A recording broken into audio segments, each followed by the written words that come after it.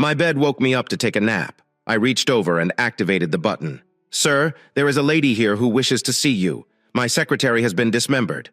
The machine responded with a voice. "Colette, I'm currently quite busy. Could you please ask Val if she can see her for me? Valerie is my private assistant. Today he handles the majority of my visitors. To be honest, I was not at all busy. I became a loner and was taking a nap in the afternoon." Colette was aware of this, so disturbing me was rare.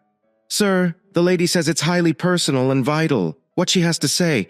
She claims she can only talk with you, sir. Tell her she will need to schedule an appointment. I'm not sure." "Next week, perhaps. Sir, the lady thinks it is urgent and is determined. Bugger. Okay, good. I guess I should go see her. Bring her to my office in about 5 minutes." I got out of bed, gave my face a short wash in the bathroom to wake myself up, and made my way through the penthouse to my personal office. I gazed out the window to see the vista of the city below. Oh, I despise this bloody place. I despise every single thing about it. I think I despise everyone on the 17 stories below me, even if they all work for me. Colette walked inside the office without knocking. She never knocked anymore because I was seldom in there. Now I'm just the organization's public face. I was only here in my penthouse room because I had nowhere else to go and nothing to do. Colette was meant to be showing a really nice young lady in Strode, and she walked past her into the office in an officious manner. But I believe the unexpected grandeur she found herself in caught her off guard and knocked the wind out of her sails. I could see she was accustomed to being uncomfortable in her surroundings. She was unexpectedly introduced to Mr. John Crawford. She inquired before Colette had had time to make her formal introduction. "That is who I am. June Parsons is with Zulu Social Services. I'm not sure, but I believe her statement was intended to make me feel scared. And miss, what can I do for you? Or is Mrs. June Parsons from Zulu Social Services? Please refer to me as June. We try not to be too formal." I could see perplexity on her face. I believe neither I nor the environment she found herself in met her expectations. This woman was used to dealing with people on the opposite side of the financial spectrum, and she seemed completely out of her element here with me. "Everything is okay, June. You may refer to me as John. What can I do now for you?" "Kindly pardon me. Colette, that's okay. You are free to leave Miss Parsons with me. I appreciate it." Colette gave me a questioning glance and a wink as I exited the office, closing the door behind her. Well, my visitor was extremely lovely, and the gold diggers had used some unusual methods to reach me in the past.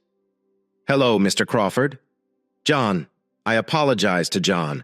I work for social services and can sell you. You've already said it several times. Please let me know how I can help you." "There are. Where do I begin?" She spoke as she looked around the room. The place's beauty was clearly not what she had expected. "Look, I have a case. There are 2 children involved, as well as a mother who attempted self-deletion. Perhaps you would benefit from reading this note. It was discovered beside the mother." She handed me an envelope that contained simply the note and was more like a letter than a note. I sat down in my large swivel chair and opened it. The first line said, "My dearest John." Darn, I recognized who it was from right away. My mind flashed back 11 years to when my formerly happy existence came to an abrupt halt. Crap. I remember having a hell of a bloody morning. A water main had burst on Chiswick High Route, causing gridlock as people sought to navigate the restricted route. When I attempted to sneak into my office without being detected, I was about an hour and a half late. My commute to work had turned into a gory nightmare for the second time that week. When I entered my office, June, my secretary, wasn't actually mine. She looked after perhaps 3 or 4 of us. My plans were derailed. "John, where have you been? And why have you not turned on your phone?" Crap. I must have neglected to charge the wretched device last night. I believed it was becoming a habit of mine. When I came home in the evening, I was too sleepy to think clearly.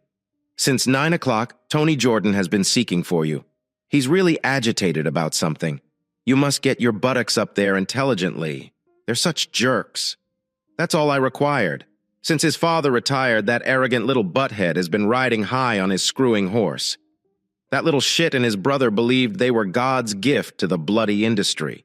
He had no notion how to negotiate a deal or keep clients satisfied. I was wondering who the little bugger had irritated now. Thank God, John, you showed up. I've been looking for you all morning. "You really need to improve your time management skills, you know? Tony Jordan said as I entered his office.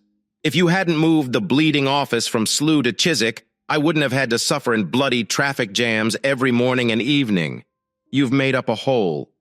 My mind was working.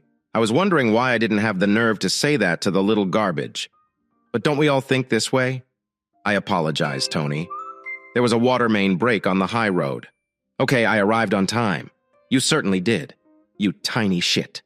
You have an expensive town flat paid for by the firm, and a couple of blocks away where you stay during the bleeding week with that little tart that your missus is unaware about to keep you warm at night.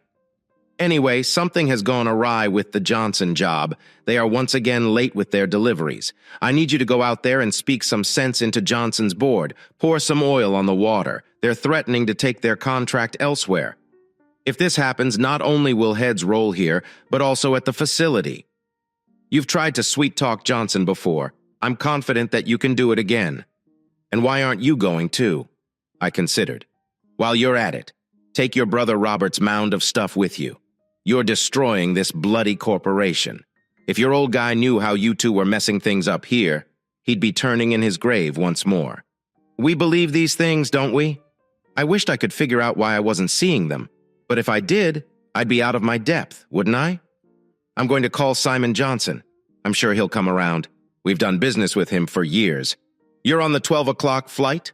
Old man Johnson has retired and his nephew, Paul Johnson, has taken over as company chairman. Both Robert and I are unable to travel. This week, we both have pretty packed calendars. The flight departs at 12 o'clock. Crap. I won't be able to attend. I need to get home first and pack. In addition, I'm supposed to take Sally to the theater this evening. She's been pleading with me to take her for months. You'll have to take her some other time. There's no need to worry. You will be reimbursed for the tickets. The play concludes on Saturday night. Sally has been bugging me to take her for weeks, but I've been so preoccupied with putting the Carter contract in order that I haven't gotten home until way too late in the evenings. I believed that now that Carter's contract was completed, my evenings would be free for a few weeks. I know the last night has sold out. Tonight was the only day we could get tickets if I went to New York. I will not be able to respond until at least Friday. Sally is about to go crazy. Will she then have to go with a friend or something? Sally, more than anyone else, understands that the Johnson work is essential to the organization. It accounts for over half of our total revenue. Call her at the factory and ask her to go home and pack your luggage for you. You will never make it home and back to the airport in time. Proceed from here. Now run. We can't afford to have you miss the flight. Cheeky little shit. As I left his office, I assumed that I had started working for Henry Jordan right out of college. It had only been a minor issue. When I first started working here, Jordan & Sons make machine tools. Henry Jordan had gotten in on the ground floor some years before. Maggie Thatcher announced that business must stand on its own 2 feet, and the bank began ringing, depleting the company's overdraft of working cash. Numerous British engineering firms went bankrupt. Henry Jordan was one of the vultures that purchased all of the obsolete plant and machinery. He reconditioned it in his own small workshop, sold it for a laughable profit to companies all throughout the developing world. Henry Jordan was a staunch conservative. I believe a large portion of the profits vanished into offshore accounts. It wouldn't be wise for a good Tory to pay too many taxes right now, would it? Bankruptcies began to thin out. Henry Jordan altered the company's operational model. He became an agent for corporations wishing to sell machine tools throughout Europe. It is really quite simple. The machinery was brought into the country in bits, then assembled and delivered to any place in the EEC. The company did well until the 2 boys were old enough to join it. Unfortunately, Henry's 2 sons, who had both attended university, were attempting to operate on the just-in-time premise. Great on a manufacturing line, however, it left no time for troubleshooting the issues that frequently arose in our business. Parts from all over the world may be delayed for 1,001 reasons. Fortunately, most of our clients were already aware of the issues. But if the brothers had only given us a few days' cushion when they quoted delivery dates, we wouldn't have had half the problems. It was always evident to me. Inform the customer that they can get it in 3 weeks. Then inform them that you can deliver 5 days early. They are satisfied. Tell them they can have it in 2 weeks, but it will be delivered a week late. Crap flies, and never promise something you can't keep. I couldn't understand why Tony insisted on me flying to New York. The brothers had recently finalized the new contract with Johnson's. They must be the ones to make things right. Yeah, but I knew how it would appear on the board if everything went wrong. I was the one who was going to take the can on this one. When I returned to my workplace, I contacted Sally's office at the Sioux factory. Yeah, Sally worked for Jordan and Sons as well. That was what Tony was hinting at. It wasn't just my head that would roll. I could see Sally going too. Sally and I met when she first joined the typing pool several years ago. There is a typing pool. That should give you an indication of how long ago I'm talking. We seemed to get along well right away, but we didn't get together until the office Christmas party that year. You're familiar with how it feels. Everyone was kissing under the mistletoe. When I kissed Sally. I'm not sure what happened, but someone eventually asked us to relocate because they wanted their chance. Sally and I didn't talk about anything related to the kiss. We were a product. I believe we both went crazy buying each other Christmas gifts. And I attended her family's Christmas dinner. I believe this caused some uncertainty because I'm quite sure they were expecting another person, but no one said anything. We partied together on New Year's Eve and awoke together in my bed on New Year's Day. That was our first time getting acquainted. I'm sad to say that I don't recall much about it. I do remember the night of January 1st. Sally never returned to her family home. 4 months later, we were married. When I was at home, I had the finest 10 years of my life.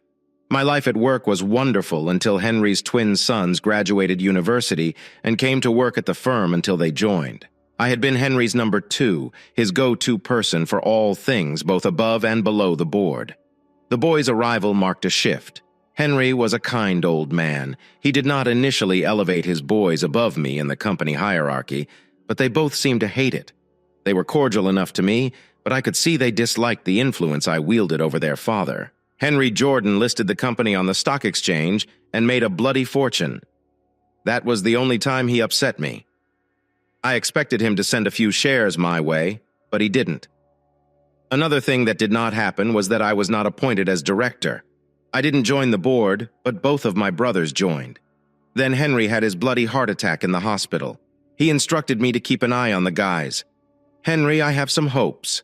I assumed that if you had given me some shares and put me on the board, I would have had some clout with them. Yes, absolutely. That was something I never said to him. He was on his way out, and I could see it. Henry promptly retired and died 3 months later. The lads began making alterations as soon as the lid of his coffin was closed, none of which I considered excellent suggestions. But there was very little I could do about it. They rented new offices in Chiswick, and the majority of the admin and sales staff relocated there.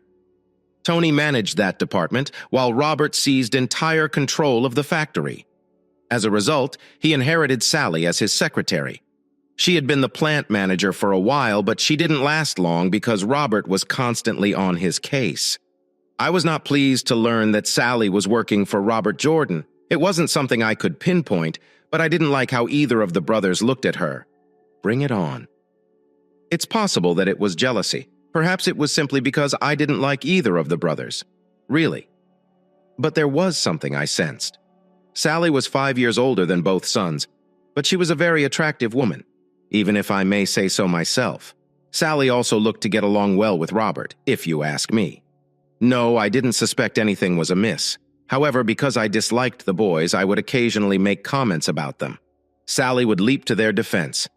And there it was, the recipe for trouble.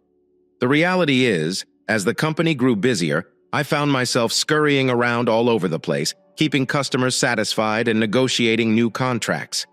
I believe Robert saw Sally more than I did, so she knew his side of any problems before they were thrown at me. Okay, back to the Johnson contract and my last-minute trip to the United States.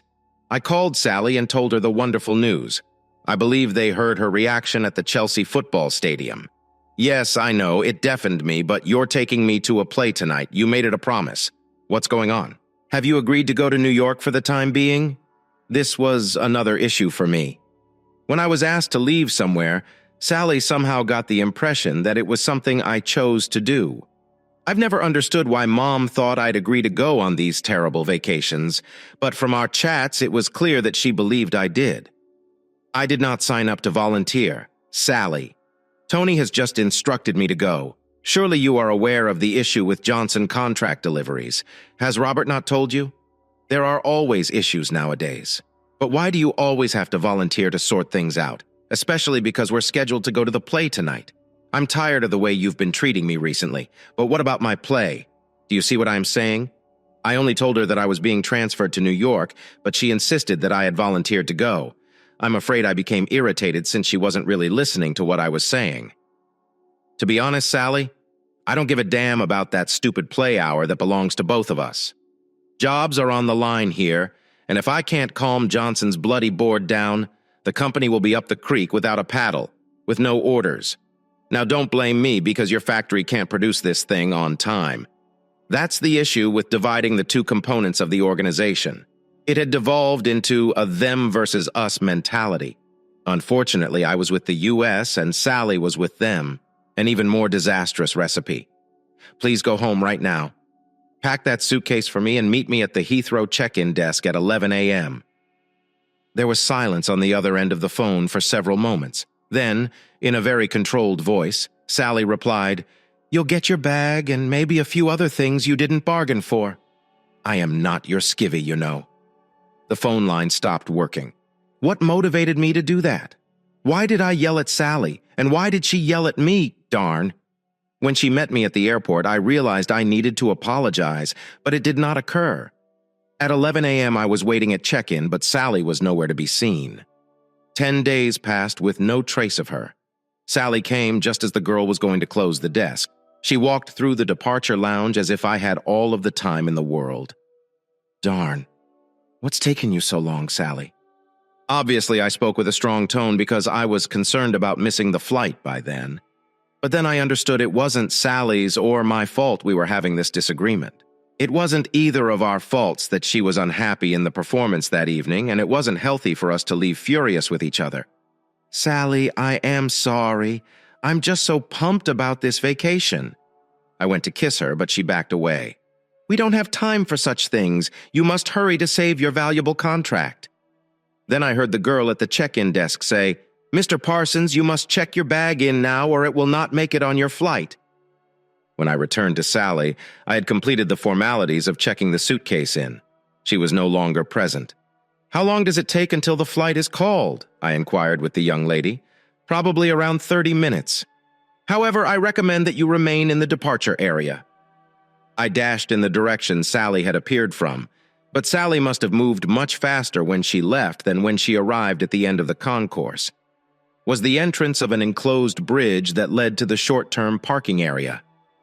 I was halfway across the bridge when I noticed the bright yellow Lamborghini exiting the ground-level car park.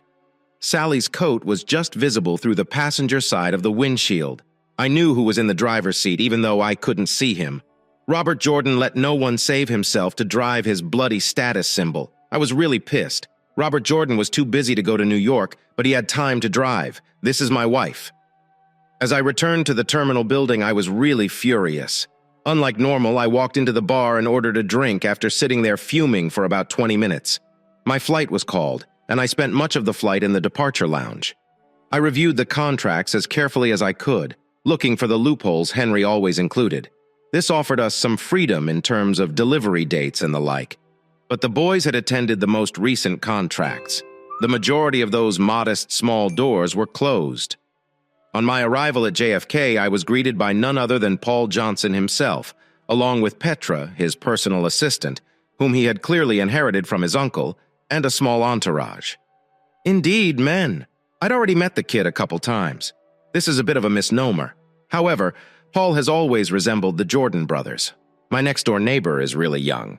I'd only had around 5 years on them previously. Simon Johnson had usually done the majority of the talking, with Paul simply being one of the other minions who mystically nodded in agreement to everything Simon said, and of course, laughed at his jokes.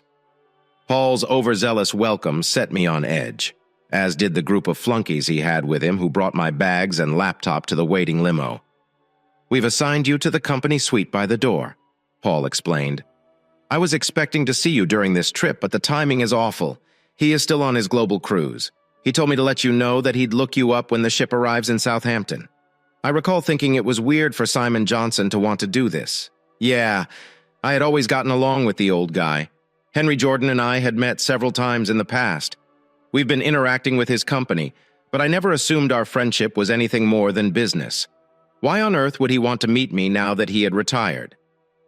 Over the years, Henry Jordan had consistently remained at the Waldorf Astoria.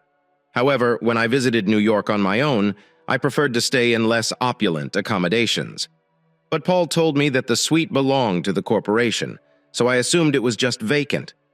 I couldn't picture the Jordan brothers paying for a suite for me. Paul dropped me off at the WA and told me he'd send Petra to pick me up for supper at 7 o'clock. He and his small entourage then left. Jesus, this excursion was becoming more perplexing by the minute. In theory, I should take or invite Paul Johnson to supper. It was now around 4 p.m. local time. I was wondering if Sally had gone to the theater on her own. After all, she already had the tickets. I dialed our home phone number as planned. There wasn't an answer. I assumed it would be around 9 p.m. in London. I texted her, asking if she was enjoying the play and who she had found to attend with. When Petra arrived to pick me up, she discovered me talking on the phone again. I hadn't received a response to my text to Sally, and I assumed she'd been home by then. However, the home phone did not answer this time. I left a message on the answering machine, telling her I was going out to dinner and would contact her the next day. As I went to exit the room, Petra grabbed my briefcase and returned it to the chair. I'd picked it up somewhere. This is primarily a social occasion. John Paul invites you to meet his family tonight. He stated it was unfortunate that you did not bring your wife with you. What is going on, Petra? I asked her after we got into the car. Petra was thinking about how to respond to my question. It took a few moments for her to respond. Paul simply believes that we should do a lot of business together. You should truly get to know each other. He also wants you to meet everyone on the Johnson's board of directors. None of this made sense to me until I realized that Johnson and Partners would be interested in hiring me away from Jordan and Sons. There was no alternative explanation I could provide for everyone. Unusual behavior. The food was superb, with a large number of Johnson's board members present, including their wives. Then we all went to a nightclub where some of the party members danced. I didn't go to the dance floor because I was exhausted after the flight. I'd been awake about 5 hours longer than the rest of them. However, as the evening progressed, I became increasingly sure that my headhunting plan was correct. All of the board members made an effort to talk to me and make me feel welcome. Petra stuck on me like glue, if that makes sense, as if she were my personal assistant. You see what I mean? Whenever someone approached me, she would whisper who they were and tell me everything I needed to know about them. It was about 2 a.m. New York time when I got back to my room, 7 Amish back home. There were no messages on my mobile, and according to the reception, Sally hadn't left any messages there for me either. I debated calling her, but thought it was a little early to do so. As she'd been out late the evening before, I was roused from the sleep of the dead at 11 a.m. by my breakfast, noisily arriving, followed by the now ubiquitous Petra. She appeared to be serving as my personal assistant again. At 12 p.m., you will meet with the entire board. It shouldn't take long. Following that, Paul invites you to play a game of golf with him. Do you play? Of course you have. I recall you and Henry interacting with SJ. Anyway, straight after the meeting, you'll fly up to George's mansion from the building's rooftop helipad. Paul wanted to know how eager you are to return to London. That truly relies on what Paul and the board say about our late deliveries. I believe they will appreciate whatever you say. After all, you are it. Anyway, they recognize and trust you. Now get moving or you'll be late for the meeting. Petra had abruptly lost her normal self-assurance. She seemed unusually flustered for a minute, and then she was in a hurry to leave the room or at least be out of my company for a while. To be honest, I hadn't paid careful attention to what Petra was saying since I was eager to call Sally. I tried calling her factory office, but the switchboard cut me off. The girl stated that Sally was not at the workplace that day. Luckily, the receptionist was a temp and didn't know my voice. When I asked whether she knew why Sally wasn't in, she didn't ask who I was. She said she had no idea. I don't understand why. Maybe it was a sixth sense, but something compelled me ask her to put me in touch with Robert Jordan. She informed me that he was also absent from the office that day. I'm outraged. I tried calling my home number again, but it was not answered. Then I called Sally's phone, which was turned off. Robert's phone was also shut off. By then, I had gotten completely out of my pram. I contacted Tony Jordan at the Chiswick office. When he got on the line, I demanded to know where the devil Robert was. I told Tony there was something in the contract that I needed Robert to explain for me. It struck me that Tony took a bit longer than necessary to respond. I assume Robert has traveled to Brighton. He is meeting with Carter's industry directors today. I believe he stated he was going to bring Sally along to take notes. You're familiar with Tony's recollection. You made a poor decision, you lying little loser. I closed that terrible contract last week. It's signed, sealed, and delivered. What kind of nonsense are you attempting to feed me here yet again? It was just a thought, not a statement. When Tony asked how things were doing, I told him I'd probably have to stay for a few more days to calm them down. As soon as I got off the phone with Tony, I called Monty Carter's secretary in Brighton as planned. She confirmed that Robert and her boss had no scheduled meetings that day. In fact, she could not recall their ever meeting. Petra reappeared and pushed me to hurry up and get ready for the conference. So I threw the rest of my meal down my throat and ran into the shower. We arrived late, but no one seemed to notice. An incredible round of introductions ensued, followed by a tour of the premises. We didn't get into the meeting room until about 1 o'clock. My negotiations were a complete farce, I must admit. Everyone agreed with whatever I stated, and they seemed to be more concerned about whether I was offended about anything. I gathered that everyone agreed with me that the Jordan brothers were jerks and a waste of space. However, that was not expressed in words. By that point, I was convinced that they were going to make me an offer I couldn't refuse. I was startled when the offer didn't come through. When the conference ended, Paul and I, along with a couple of other directors, went up to the roof to board the helicopter. Petra, as expected, joined us.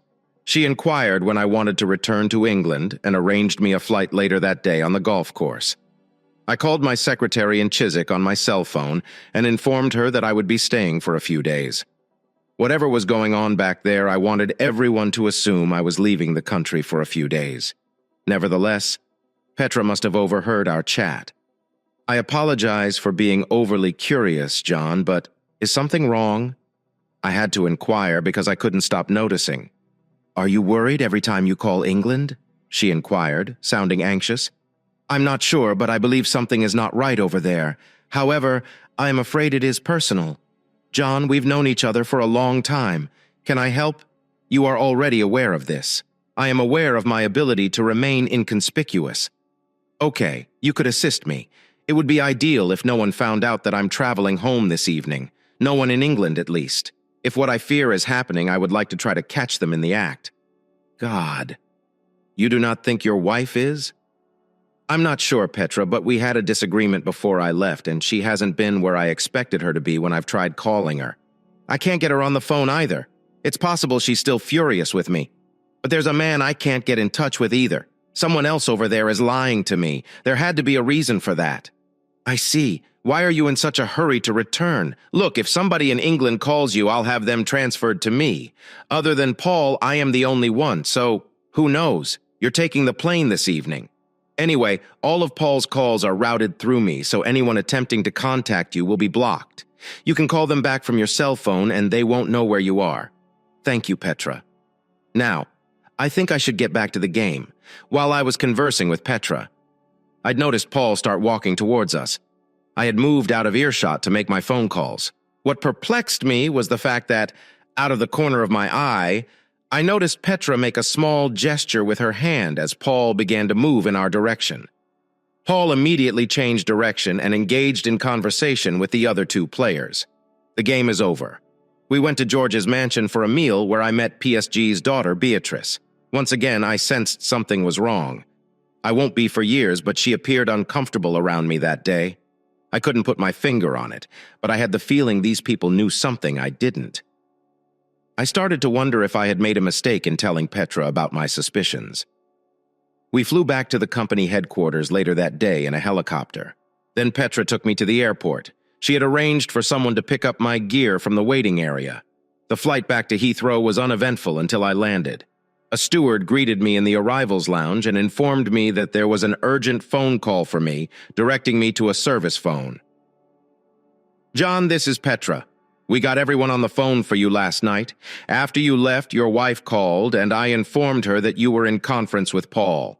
Later, both Johnsons called, but separately, and I gave him the same message. Your wife then called again, asking if I knew when you would return home. I told her I had you booked on the Saturday evening flight. Was that okay? Thank you, Petra. That should be okay. I'll call them later on my mobile and tell them the same story. Thank you for your help. Stay in touch, John. I'll let you know if they call again. So my loving wife reappeared, showing signs of concern about my whereabouts. I wondered why she was suddenly concerned about me. I checked into the Novotel by the airport and discovered that Hertz had already delivered the car I had ordered from New York. I, or rather the company, had an account with Hertz, so that was the simplest option. But the car was reserved for me privately. Not feeling tired, I drove past my house. Sally's car was in the driveway, and the house was dark as expected, since it was just after 4 a.m. from the call box on the corner of our street. I called the house phone. There was no response. And what is the answer? Phone was picked up. I made 4 calls in a row, and when she didn't answer any of them, I assumed Sally wasn't in the house, so the car remained where it was. I went down to the house and entered quietly. A quick search of the location revealed that it was deserted. What do I do now? I asked myself. Well, the best idea I could think of was to sit down and wait for Sally to return. I made myself a pot of coffee and settled into the lounge. I had planned on the coffee keeping me awake, but it did not. Just before 8 a.m., the noise of the Lamborghini's exhaust woke me up through the window.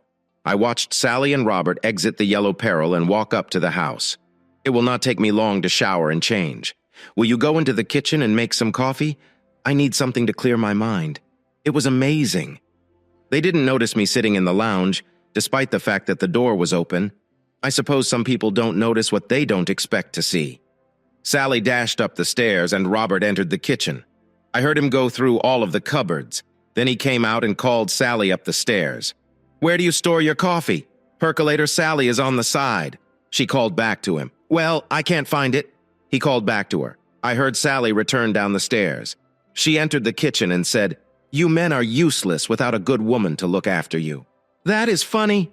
It should be to the side there. I don't believe I left it in the loo. My God, what are you doing here? Sally had come into the lounge looking for the coffee percolator after failing to locate it in the kitchen, and she had finally spotted me. She stood there in a skimpy bra and thong, which I had never seen before. I was just sitting here waiting for my faithful wife to return, and now I think I'll kick a slimy little jerk's teeth down his throat for him, I said as I got up from my chair.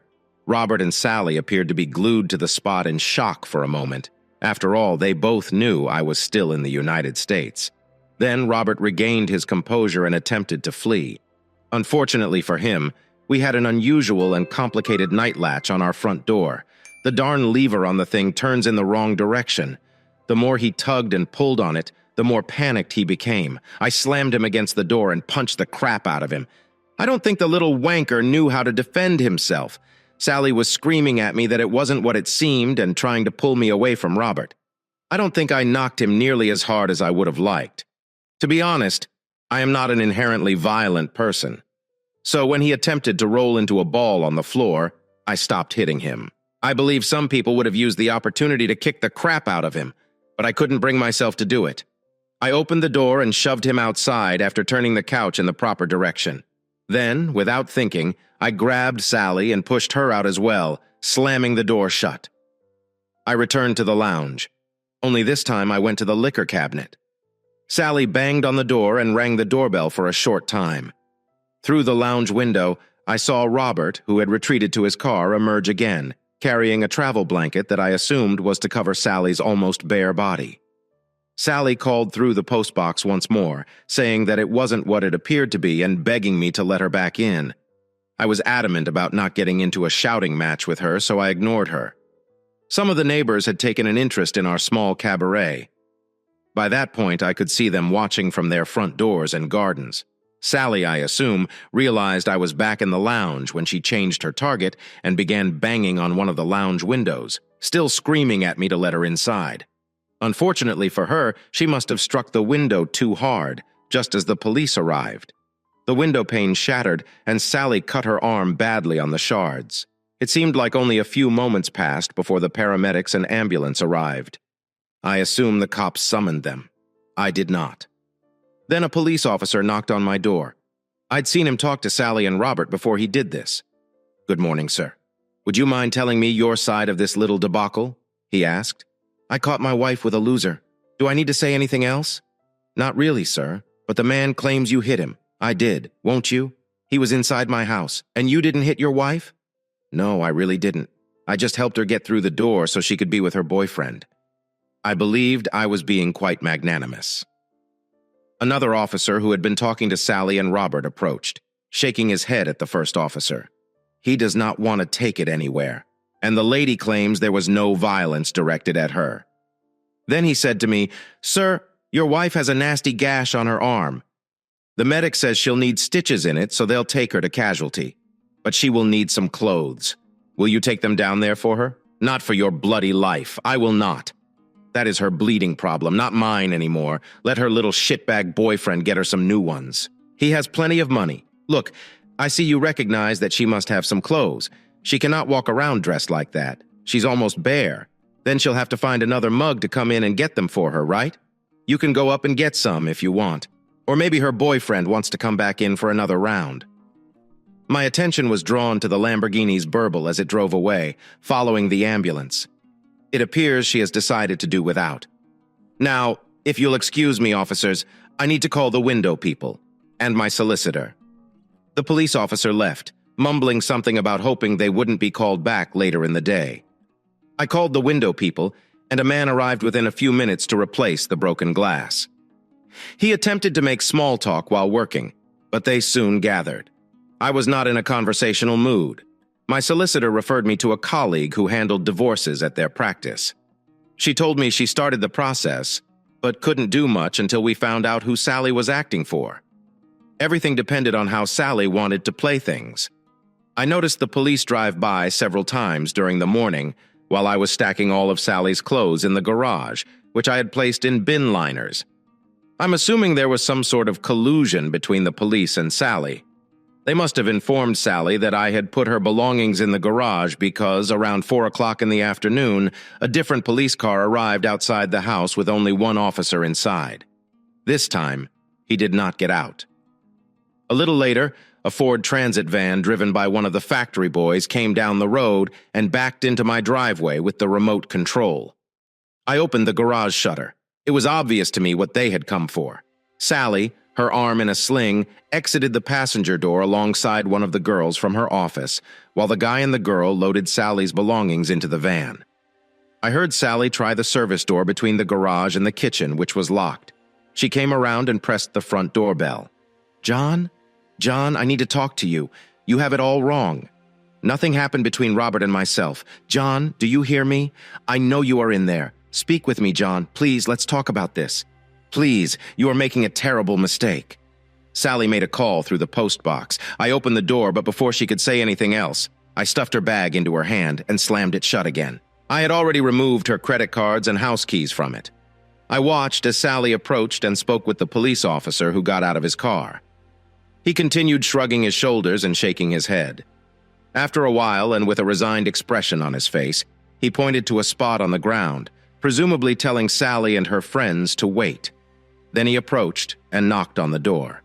"Sir, your wife wishes to speak with you, and you understand that you cannot keep her out of the marital home," he said when I opened it.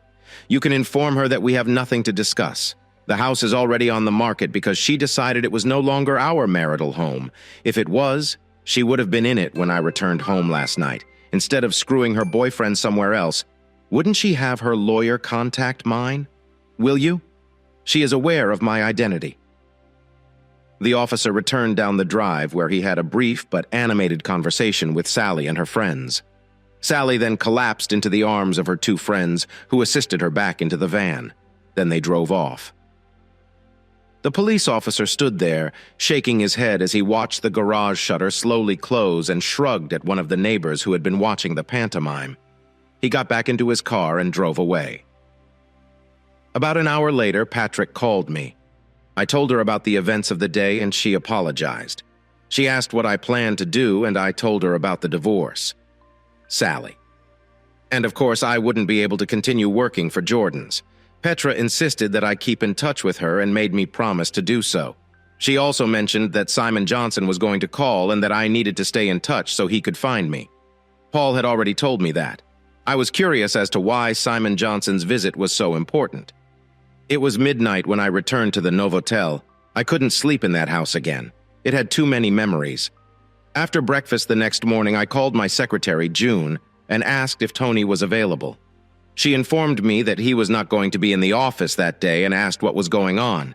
Well, I told her straight away. June was extremely upset by the news. I swear she was crying when I told her. She informed me that Tony had told her I was likely to resign when I returned. She got the impression that he'd avoided the office that day. When I arrived, I found Tony's absence strange. I would have assumed that after knocking his brother around, he would have taken great pleasure in firing me. After all, Robert is one of the company's directors, so there was no love lost between us. Nothing was really making sense. None of this made sense. First, I took a trip to New York. Tony insisted that I go, but when I arrived, everyone at Johnson's seemed surprised that I had come. Yes, there were some late deliveries, but they didn't seem to be climbing the walls over them. Then, there was Robert going after Sally. Yes, she's an attractive woman. But Robert was a bit of a lad when it came to women, and he always seemed to have a little dolly bird on his arm. Sally was at least 5 years older than he was, and nearly 10 years older than his typical tart. I do not know. I suppose they might have fallen in love. They did spend a significant portion of their working lives together, but I doubt Robert would have done so. I went into the office to collect my personal belongings.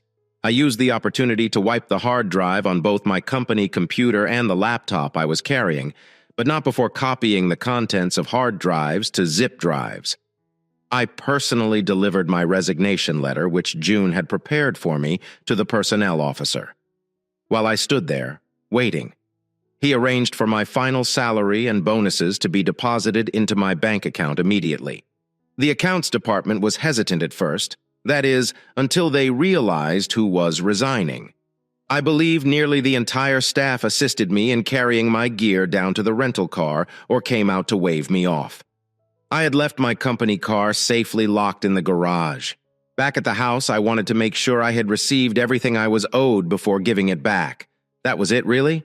I stayed in the Novotel for about a week before finding a flat that I liked. The house sold quickly. It was in a good area, and I priced it to sell quickly. Well, I decided to take a few months off and think about my next move.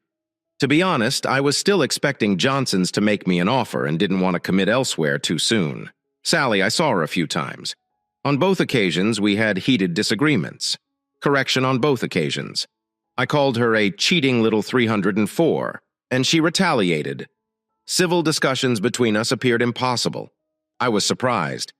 Didn't shake hands with Robert right away. She didn't move in with him for several months after I kicked her out of the house where she'd been staying in the meantime. I'm not sure, but the guy I hired to watch her said she moved in with Robert shortly after our first major disagreement at the solicitor's. They nearly had to call the cops for that one. She probably realized at that meeting that we were never going to get back together. Our second battle of words occurred when we signed the divorce papers. Sally, looking strange, was sitting at the table before I entered the room. She wore a large winter coat and sat strangely. My solicitor and I sat opposite each other while the settlement details were read aloud. Then Sally signed the documents. They were placed in front of me, and as I approached to sign, Sally asked John, "Are you certain you want to do this?" "There are some things you really must do. Did you hear any cheating, lying little 304? Say something, Sandra." I consulted my solicitor. Sally went off on me, calling me all kinds of names. So I quickly signed the forms and exited the room without saying another word. As I previously stated, I did not need or wish to engage in a slanging match with her. It had been a few weeks, perhaps a month, since the divorce was finalized. Petra called to inform me that Simon Johnson would be arriving in Southampton that weekend. I arranged to meet him at a hotel in town. After the awkward formalities were completed, Simon and his wife spoke with me about their cruise for a while. Once again, I had the impression he was up to something. Look, the guy was just a client I had known for years, but he was acting like a long-lost friend. We went through the condolences section for Henry's death, and he said he was very sorry to hear about what happened between Sally and me. And then he apologized profusely. He couldn't have acted sooner, but he had to follow Henry's instructions. That statement indicated to me that he had been evasive. That all ended when we entered the room. She said hello and gave me a hug and a kiss on the cheek, as usual. Then she handed Simon the briefcase she was carrying. I and Simon's wife then left the room before he opened it. "Right, John. Let us get down to business. Tell me what you thought when Henry floated the company but did not give you any shares." He suddenly inquired. I really didn't know how to respond. Well, it was his company, and he could do whatever he wanted with the money. I said, "But you helped him build it. From what I know of Henry, I'm guessing you've gone out on a limb for him more than once." I didn't respond to that. I figured he'd get to the bottom of it all before too long. "Did you know Henry also owned a large portion of Johnson's through offshore holding companies? Those same companies also own a sizable portion of Jordan's shares." This was news to me, but I decided it was best if I kept my mouth shut and listened to Simon.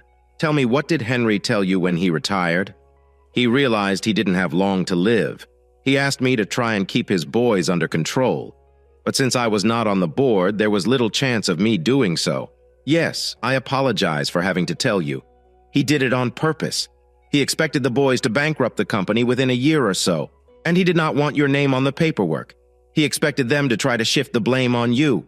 You are aware that if a company goes bankrupt due to mismanagement of its funds, the directors may be barred from holding other directorships, correct?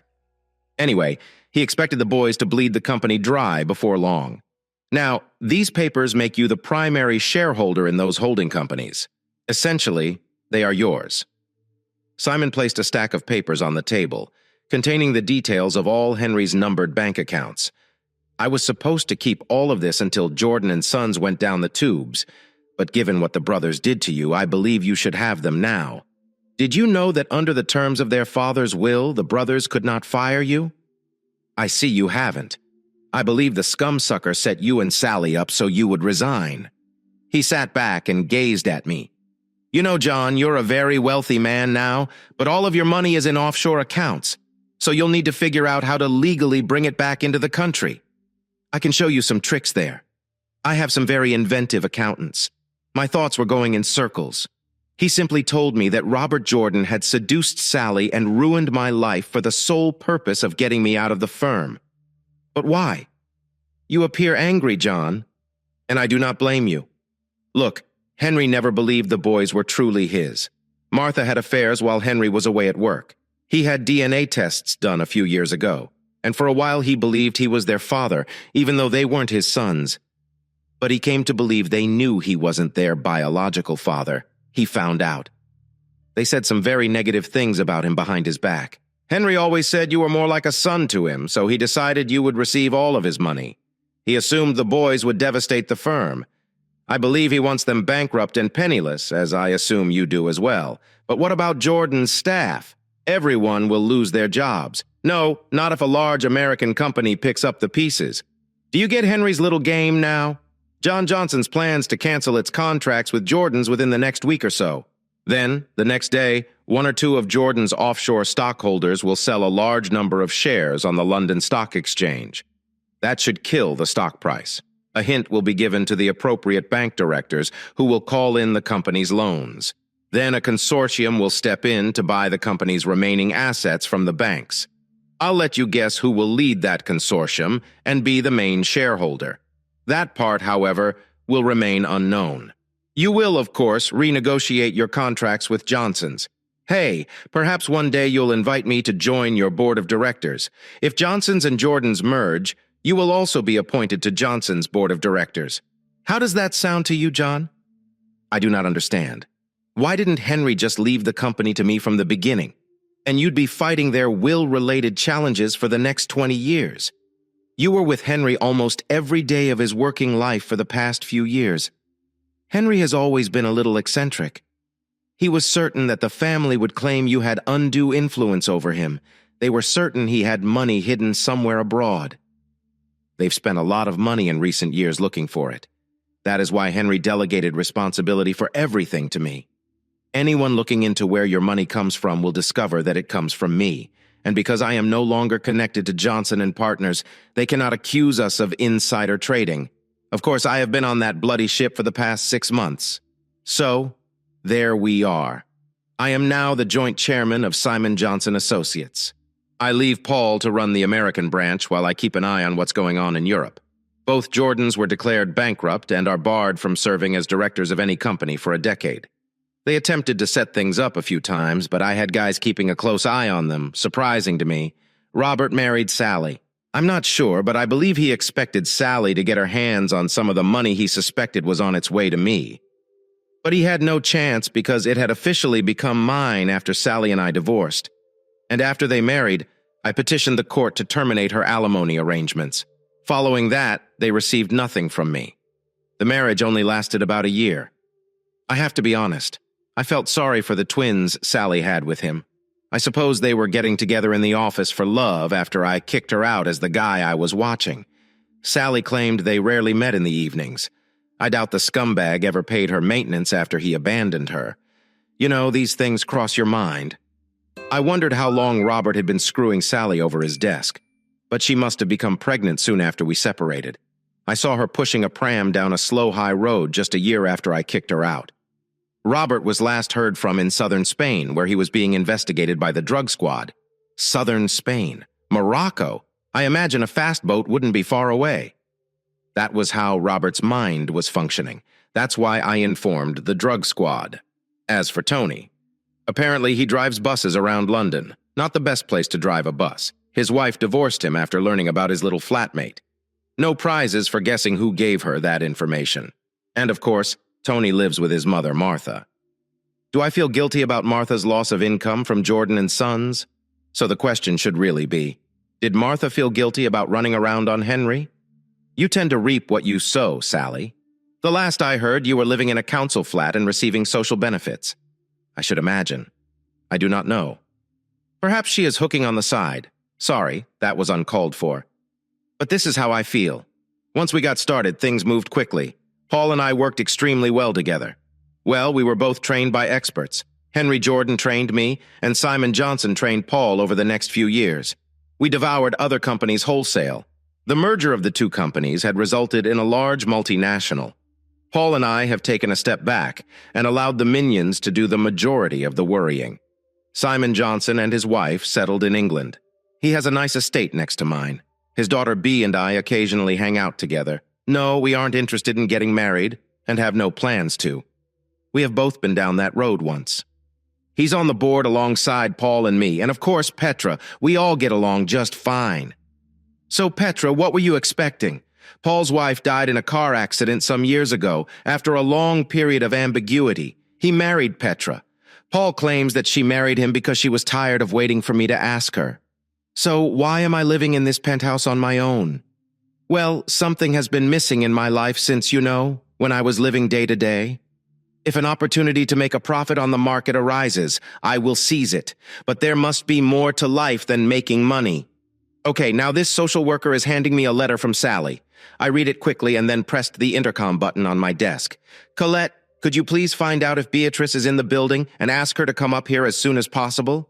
Yes, sir. I think she's in her office. I saw her earlier and she hasn't gone out since. She was at my door just a few minutes later, and she entered the room. I handed her the letter, saying nothing. As we read it, she took a few deep breaths, which told me that the contents had made her angry. The vicious, vengeful little witch. Did you have any ideas? Not in the slightest. What are you planning to do? Come on, Bea. I have no choice in this matter. Turning to June Parsons, I inquired, "What hospital are Sally and you, General? And what is the prognosis? Do you remember when I was there last evening? They had no idea she had taken a cocktail of drugs, almost everything she had in her house. They pumped her out, but they don't know how long she was laying there. The doctor told me it would take some time before they had any real idea about the children. I placed them with an emergency foster mother last night. She will look after them today. I thought I'd ask what you wanted to do. I need to take that note back. If she does not survive, the coroner will investigate. Not a problem. Run a copy for me, Bea, and then return the original to Miss Parsons. Here. Colette will contact SLU Hospital's general manager as soon as possible, and the intercom will be operational again shortly." The telephone rang. "Hello? Yes. Good. Do you know who I am? I have a question for you. How much has your hospital overspent this year?" Okay, here is the deal. You have a patient in there named Sally. Sorry, June, what does Sally use? It is the same as your name. Crawford, June Parson responded. That was surprising. Right. You have a patient named Sally Crawford. A drug overdose case. If she survives, your hospital will receive a £1 million check from me. If she dies, you get nothing. Do you understand? Good. I don't want any corners cut. No expense was spared. Goodbye. Surely they're doing everything they can, B commented. I don't trust the bloody bureaucrats who run our hospitals these days. You hear a lot about how they try to cut corners. I just wonder sometimes. Anyway, flashing £1 million at them can't hurt, and I'm confident that everything will be done to help Sally. Now, right now. Let's go collect my kids. I assume that's why you came here in the first place. June. Mrs. Crawford claims that they are your children in her letter. I don't see any harm in delegating their care to you for the time being, but you understand that until a judge orders otherwise, they are my responsibility. You don't need to worry. They'll be in good hands, and you can count on me to keep you informed of what is going on with them. With your permission, we'll drive them to my house near Swindon. There should be plenty to keep them entertained until we find out how Sally is going to be. We can travel up the motorway in about an hour to see her in the hospital. I'm glad you are thinking that way, Mr. Crawford. Come on. We began this conversation with John in June. I'm sure the kids will be more relaxed if we keep it that way. The three of us made our way to the basement parking lot. Miss Parsons joined B and me in the back of my limousine for the ride to Slush. We stopped at the hospital first to check on Sally. The doctors weren't too willing to commit themselves at what they termed as this early stage. Then June Parsons guided us to the foster home where the children were staying. We and I stayed in the car while she went in to speak to the children alone first. 10 minutes later, she signaled for me to join her. He followed me inside. Kay and Heather, this is your Uncle John. He's going to look after you until your mother is feeling better, June told them. We decided on the Uncle John bit until we knew how Sally was going to be and how the girls were going to take to me. Hi, girls. This is my friend Beatrice. You can call her Annie. B, the 210-year-olds were eyeing both B and myself with some suspicion. Until your mummy gets better. You are going to stay with your Uncle John at his home in the country. I think you'll like it there. He has horses. You can ride in the house. Has its own swimming pool. Be at it. Where is our mother? Can we see her coast? Is she going to die? Heather added. Well, the doctors are doing their best to prevent that from happening. I volunteered. The girls were still looking distrustful. We saw her a little while ago. But if you wish, we can stop at the hospital and you can see how hard they are working to make her well again. They might not let the children in to see her. June pointed out they'll let these children in to see their mother. I assure you. Remember those pound signs? I replied. We dropped off at the station where she left her car when she traveled up to town to see me. Then we went on to the hospital. As I expected, the rules were bent to allow the girls into the ICU. The girls didn't cry as I'd expected them to do. Actually, they were a couple of tough little cookies. And B pointed out there was a distinct family resemblance to myself at that point. I decided to forget about the DNA tests I had planned. The run down to Wiltshire was pretty quiet. Once they began to feel at home in the limo, the girls played with just about everything. The idea that you could watch TV whilst traveling down the motorway was novel to them. It was as we turned off the motorway that Heather turned to me and asked, "Your father, aren't you?" I could see no point in denying it. Yes, I believe I am. But I have to tell you, I was unaware of that fact until today. If I had been, you would have seen a lot of me. We know Mummy told us last week that she didn't tell you about us. We didn't know what she was planning to do, but she told us she had been very nasty to you and didn't tell you that you were our father. She said you believed her other husband was our dad, Heather continued. She was crying. Ach, added, that is true. Perhaps one day your mother will explain why she did what she did. Do you think she's going to get better than chaos? Well, I certainly hope so. She doesn't want to get better. She wants to go to heaven. Heather said, I can't believe that with two wonderful children like you, B replied. Mummy's tired. She works so hard and there's never enough money. Well, there is going to be now, and she definitely won't be working anymore there. See that little house? The car was just entering the grounds of my estate. When she gets better, I'm going to ask your mother if she would like to live in that house. You two will be able to ride horses here and swim in the pool up at the big house. The two girls' eyes were open wide as they stared at the mansion. The car had stopped in front of the house. Staff came rushing down the steps to meet them. I knew that hurried preparations had been made for the girls' arrival. One of the guest rooms with twin beds had been made ready for them. I think B and I were forgotten as the house staff fussed around the girls and whisked them away. "Well, that's a turn-up for the book," B said. "I wonder why she didn't tell you they were yours." Sally must have laid on quite a subterfuge to hide the fact from me that she was pregnant. Now I think about it, I think she must have been showing at that last meeting we had when we signed the divorce papers. As I remember, she was sitting at that table, all kind of hunched over, and she had a long coat on. I can remember thinking it was a very strange thing to wear on a nice day like that. I wonder why she hated me that much. After all, it was her that cheated on me. How else did she expect me to react when I found out she was sleeping with that loser? You'll have to ask her that. Supposing she survives. The children settled in very well. I thought getting fussed over by the house staff. They seemed to enjoy a lot. Every night I would tuck them up in bed and tell them a little more about their mothers in my life together. I stopped short of the last year. It was 2 weeks later that I entered the room where Sally was sleeping. She'd woken in a compos mentis condition for the first time. The evening before I placed the letter, she had left in her hand and waited for her to wake up. I suppose I must have dozed while I waited. "Hello, John. I apologize," was the first thing I heard her say. I looked over at her and saw she was staring at the letter in her hand. "How are my girls?" "They're fine. I left them in the swimming pool this morning. I can tell you they are wearing my staff out. They are 2 lovely girls. A real credit to you, B, is going to bring them here this afternoon. Thank you. I'm sorry I hid them from you. It was a silly thing that I did in anger, but once it was done, I couldn't think of a way to reverse it. Well, I couldn't think of a worse way than the one you chose. I'm sorry, but I was desperate. I owe thousands of pounds that I just can't pay back. Robert left me with so many debts. He had me sign for everything.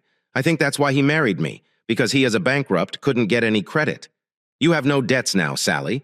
I've cleared them all. And those sharks that you borrowed from are now out of business permanently. You found out about them? That wasn't hard to do. They turned up at your flat demanding money whilst one of my staff was collecting the rest of the girls' things. He told them to come later, and well, I think they got a bit of a surprise when they did. Rest assured, they are never going to bother you again. Why are you being so nice to me? The last time you saw me, that was a long time ago. Sally and I was still hurting then. Now it's just an unhappy memory. Mind? I heard a lot when I read your letter. I'm going to take a long time forgiving you for keeping my girls from me. I am sorry. That's all I can say. Well, as far as the girls know, we are friends now. Tomorrow, if you agree, you're going to be moved to my house. I've got a couple of nurses lined up to look after you there. When you've fully recovered, you and the girls can live in one of the estate houses. That way I can see them often. You're not going to take the children from me. I'm not going to take their mother away from my girls now. They love you, possibly more than I did once. But I'll make sure you never take them away from me again. I apologize. That's all I keep saying. But I am truly sorry for all the stupid things I've done.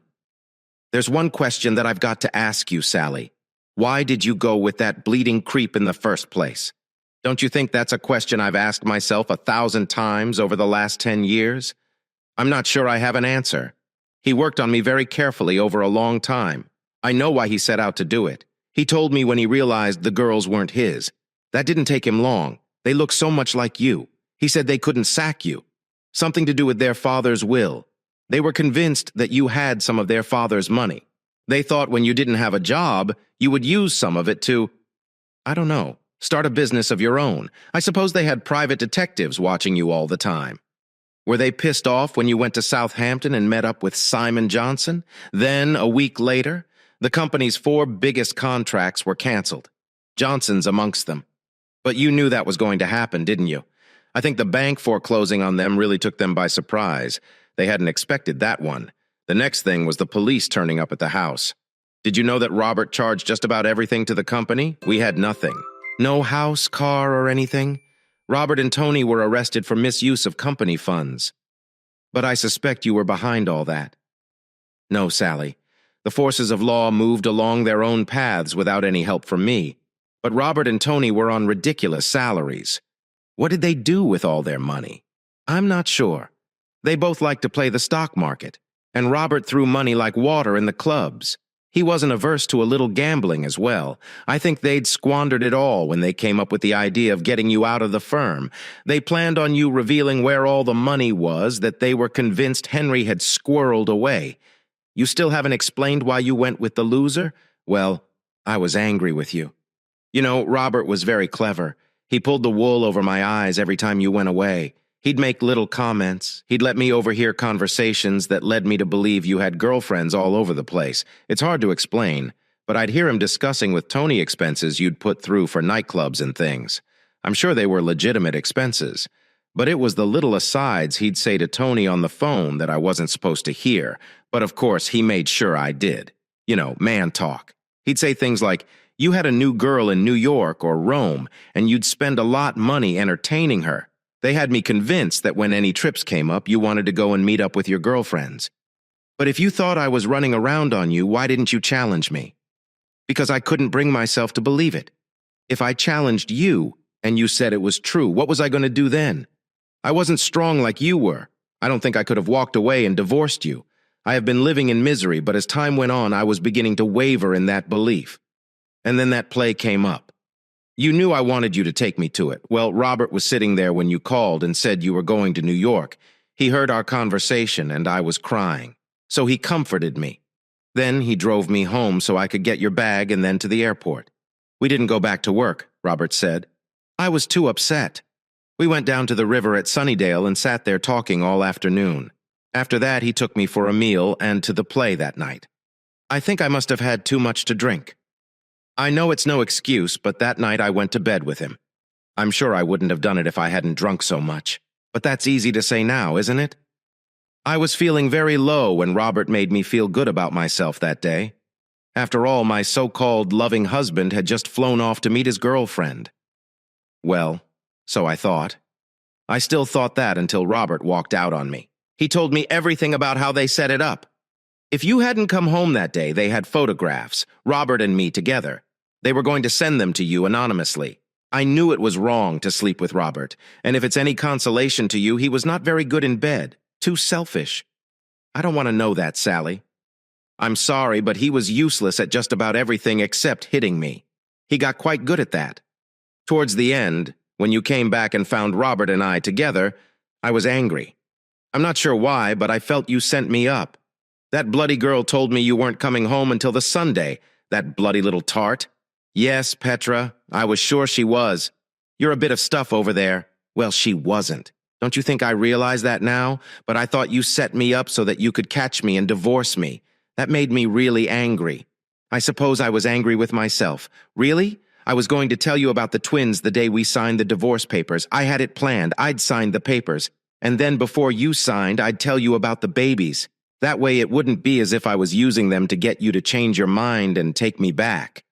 You'd have had the choice whether to sign them or not. But you were still angry with me.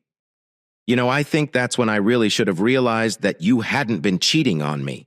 If you had, you surely wouldn't have been so angry me for doing the same thing. No, you called me a bloody 304 something and I lost my temper. I apologize. For God's sake, stop saying you're sorry. What's done is done, and nothing can change it. Will you ever forgive me? Forgive you?